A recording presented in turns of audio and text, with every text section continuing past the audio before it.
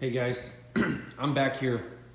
I know I said I would shoot a bunch of videos on this car, but I just been going like gangbusters, and it's kind of hard to do with only one panel. I gotta kind of mirror image some stuff, so I just wanted to show you guys what an update is.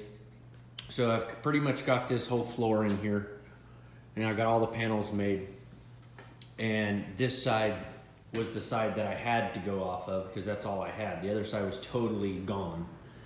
But what I wanted to kind of share with you today, so the way this car is made, it has a lip right here. This is actually another strip of metal, and underneath wasn't bad, but right in here, it was totally rotted. So I'm gonna show you guys just a quick tip. Instead of having to make a whole panel, when you have rust. So see, as you can see, I've kind of cut it free. So I'll just bend this out of the way. And that's how I got my measurement. So with this on there, I drew a line, okay? So I knew exactly, and it come out to be about a 1-inch piece. So what I ended up doing before I cut it off, I scribed a piece of 1 inch and laid it in there and bent it to the radius. Then what I did is, with it on there, with my line, I ended up cutting next to the line so I could see it, because that's where my mark was, that's where the sheet metal was. Then what I did, I cut out all the rust, and then I clamped this piece in and I did a bunch of tacks on it to get it uniform, and then I welded it back in. So it was rotted up inside here, and now I've got it repaired.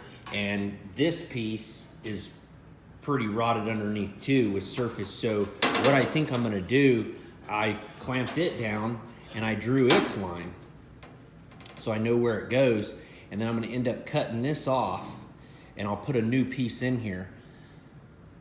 I have to get these cage nuts, but the problem is from here up is decent, but these bolts are broke off in these cage nuts. So I'm gonna have to grind them out, and I might have to drill one of the spot welds to get it out. But this side required quite a bit of work. I had to cut the fender itself off, and I kept all the rain gutters. I had to get in here, and I'll just weld this back up. But as you can see, it's kind of an extensive job. This here on the floor, this is the piece that I had to weld on as well, because it was welded up here, and this was all mangled. So I just put in a new piece and I bent it to 90. Then I took another piece, bent it to 90, and put it down, and I spot welded it all in. And then that's where you see these welds come in. This side is spot welded down here, so it creates a box because this isn't perfectly flat. I have a huge gap here, and I have hardly any gap up in there. But I'm kind of pretty satisfied with the way the floor is turning out. I did change it up a little bit from like factory, or I say factory, from this other one that we've got. This one is atrocious, but you could see how they did this lip and stuff. I don't know if that's factory or not. It just does not look clean. I mean, their pan sits good on this side, but on this side, look at that. I mean, I could stick my finger in there, so it doesn't even sit flat. So the way I design mine is it's all out of one piece. And then what I did is I scribed it when I had this tail panel on, this piece. And what I did is I cut it on an arc, and I put it in a bead roller, and I used the tipping wheel. So when this panel goes on, as you can see, it's gonna go on underneath, just like so, and I'll spot weld it, and I gotta build a couple filler pieces over there in the corners, but it'll definitely give it a finished off look. And as you can see, this is that piece that I shot on that other video. I don't have it clamped, so it's hard. But I can't put this on until I put that fender back on. So that's kind of where I'm at.